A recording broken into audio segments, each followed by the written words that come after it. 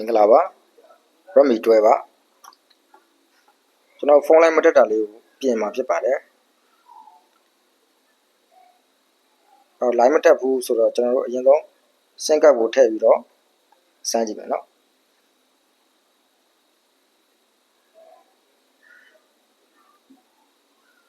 ကျွန်တော်တို့နောက်တိုင်လေးကိုကြည့်တဲ့အခါမှာသူတိုင်လေးတွေပြောင်းနေတာကိုတွေ့ရပါတယ် no service ဖြစ်နေတာပေါ့နော်ဒီညမှာကျွန်တော်တို့ဖုန်း info မှာတွားပြီးတော့ထပ်ပြီးတော့စစ်ကြည့်ပါမယ်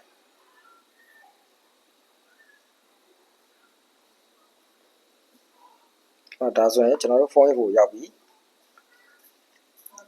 ဖုန်း info 1ထဲမှာကျွန်တော်တို့ကြည့်တဲ့အခါမှာ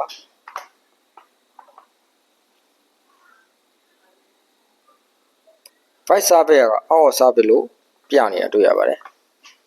ဒါမြန်မာလိုပြောရင်တော့ဆက်သွယ်မှု area ပြင်ပလို့ပြောချင်တာပါဒီဖုန်းဒီကျွန်တော်တို့ဖြစ်နိုင်ခြေဒီ switching antenna switch ပေါ့နော် antenna signal ကို switch လုပ်တဲ့ antenna switch IC နဲ့ transceiver နှစ်ခုဒီနှစ်ခုကိုကျွန်တော်တို့စဉ်းစားရမှာဖြစ်ပါတယ်ကျွန်တော်တို့ wireless ခေါ်တဲ့နေရာမှာလည်းသတိထားဖို့လိုမယ်နော်ဒီ model တွေကကျွန်တော်တို့ air gun နဲ့ပူပေးပြီးခေါ်လို့မရပါဘူး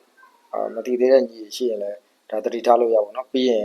စေးကြွတာတွေပါရှိပါတယ်အဲ့တော့ကျွန်တော်တင်တာလေးနဲ့ထိန်းခွာတာတော့အကောင်းဆုံးပါပဲနော်အဲ့နေရာဒီနေရာလေးရောက်ပြီဆိုရင်ကျွန်တော်တို့ fingerprint ကြိုးလေးကိုလည်းသတိထားပါမယ်ကလပ်ကိုခွာတဲ့နေရာမှာတအားကြီးမလို့မရပါဘူးနော်ပြီးချင်းထိတ်မှကင်မရာ branch တွေနဲ့ဆိုတော့ကွဲတာပဲကျိုးတာဖြစ်တတ်တယ်ဒါလေးလည်းသတိထားဖို့လိုမယ်နော်ဖုန်းကဖုန်းဖွင့်ခြင်းမှာပဲကျွန်တော်မြင်ရတဲ့ပုံစံကတော့ဆက်ကဖွင့်ပြီးသားပေါ့နော်ပြင်ထားဘူးလားလည်းပြင်ဖြစ်မှာပေါ့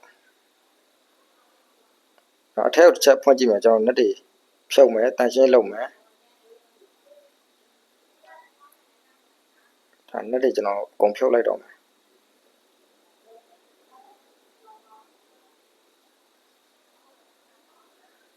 အခုပုံစံအနေထားရဆိုရင်လေဒီဖုန်းကသူက switch နဲ့ transceiver တခုမှပြဿနာဖြစ်နေတယ်လို့ကျွန်တော်ကယူဆထားတယ်အဲ့တော့ကျွန်တော်အဲ့ဘိုင်းကိုအဓိကကြည့်မယ်ပေါ့နော်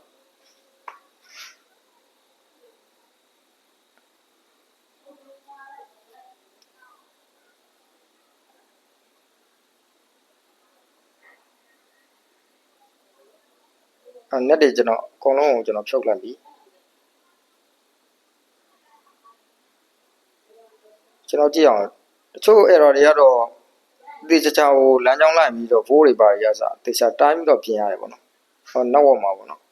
ဒီခုဖုန်းလေးကဘယ်လိုလာမလဲမသိ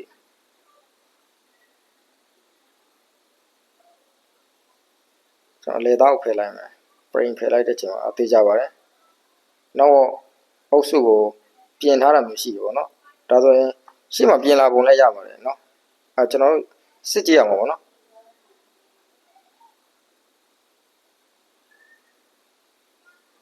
သူ printer လေးနည်းနည်းလေးထိတာတယ်ဒီဘက်မှာ PA လည်းသူကင်ထားတယ်ကျွန်တော်စစ်ပြီးပြင်ကြည့်မယ်ဒါကပြင်ကြည့်တဲ့ဘိုင်းလေးကိုမရိုက်ဖြစ်တော့တာပေါ့နော်ဒါပြင်ပြီးသွားတဲ့ဘိုင်းလေးအခုကျွန်တော်ပြင်ပြီးသွားပြီးကောင်းသွားပြီပေါ့နော်ဘာလုပ်လိုက်ရလဲဆိုတော့ဒီ switching လုံးမဲ့ antenna switch IC က frequency ကိုလုံးလုံးမရဘူးတော့ printer တွေပြတ်ပြီးတော့သူကပတ်လန်းတချို့လမ်းတွေပြတ်ကျွန်တော်ကဂျမ်ဘာကိုရှည်ရှည်လေးကြော်ပေးထားတယ်အကြောင်းရှိပါတယ်နော်ဂျမ်ဘာရှည်ရှည်လေးကြော်ရတဲ့အကြောင်းအရာရှိပါတယ်စူးစမ်းထုတ်ပြီးကြော်တာရဲ့စူးစမ်းမထုတ်ပဲကြော်တာရဲ့ပေါ့နော်နောက်ဘက်ပိုင်းမှာကျွန်တော်ကလောလောဆယ်မှာဂျမ်ဘာကိုရှည်ရှည်လေးစူးစမ်းလေးပါထုတ်ပြီးတော့ကျွန်တော်ကြော်ထားတာဖြစ်ပါတယ်အခုဖုန်းခေါ်ပြီးစမ်းကြည့်တာပေါ့နော်ဖုန်းဝင်တော့ okay ပါပါပြီဖုန်းပိတ်လည်းထပ်စစ်ကြည့်မယ်ဒါဆိုဖုန်းဝင်ထွက်ကအဆင်ပြေပြီဒီလောက်ဆိုဒီဖုန်းကအဆင်ပြေပြီပေါ့နော်ဖုန်းပိတ်စစ်တာလေးကျွန်တော်တစ်ချက်ထပ်စစ်ကြည့်ပါမယ်